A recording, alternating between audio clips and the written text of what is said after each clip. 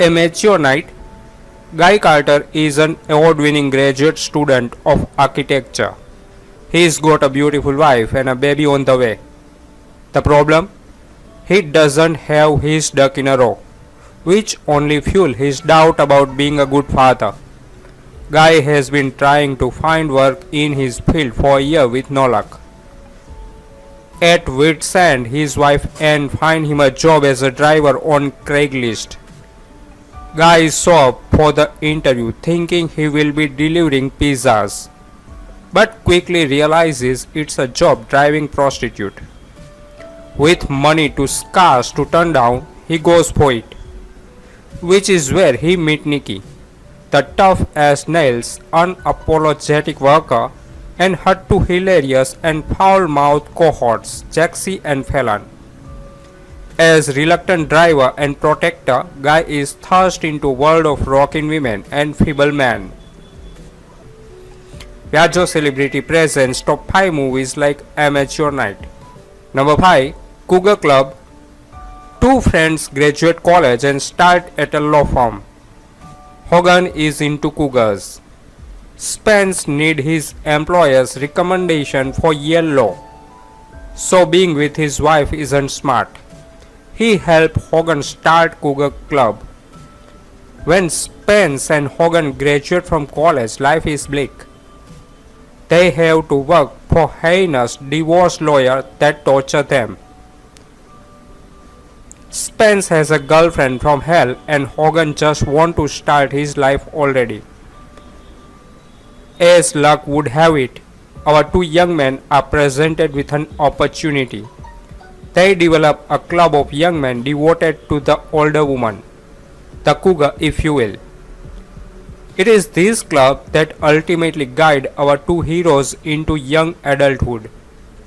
The movie has the perfect plot and timing. They portray the pure aspect of what a cougar is through the cast as well as the acting. It's definitely a cheesy comedy, but that is what the audience is looking for. At least what I was looking for. It's essentially a National Lampoon style movie, would compare to one Wilder or old school style movie. Good quality of writing as well as producing, and looks like it was done with a much larger budget than what is estimated. Always good to see this is an independent movie. Number 4, Cougar Hunting. A road trip whose goal, as voiced by a narrator named Dick, is to take down as many horn-up cougar as possible. Seems like the type of premise that turns crass cliches about women into easy profit. Surprisingly, Cougar Hunting isn't yet another iteration of the Hangover school of misogyny makes the man politics.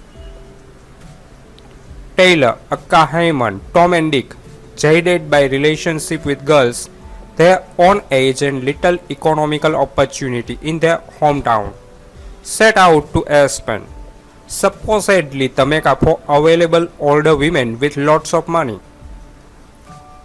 They take a vow to only try to hook up with older women who can also be their sugar mamas.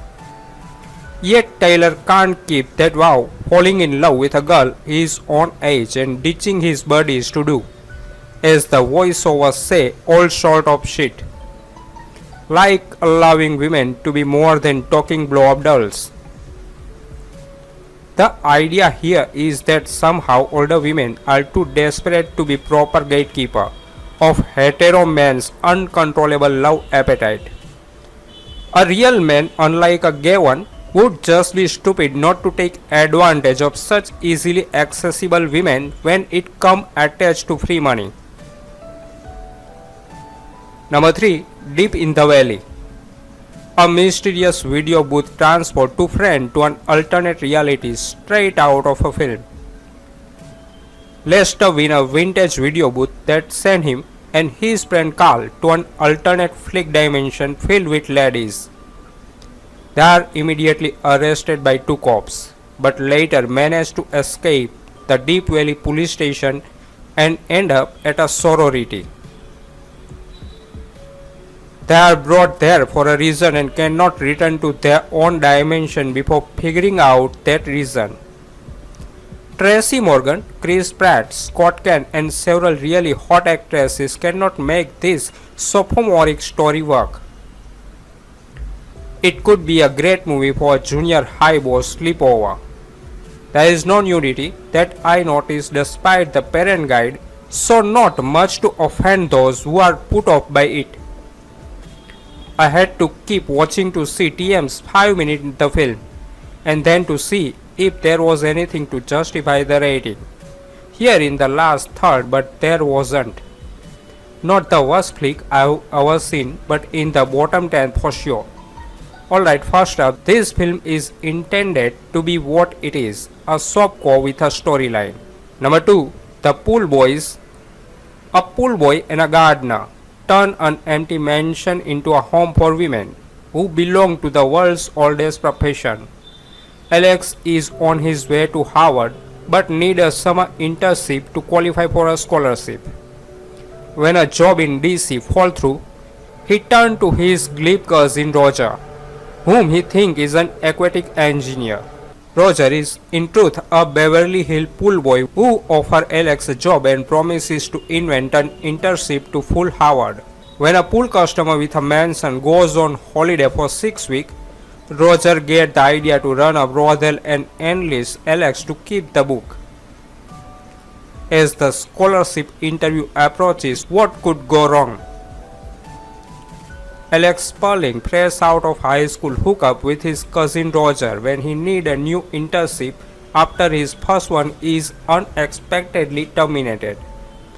But turns out Roger exaggerated his place in life and is a mere pool boy.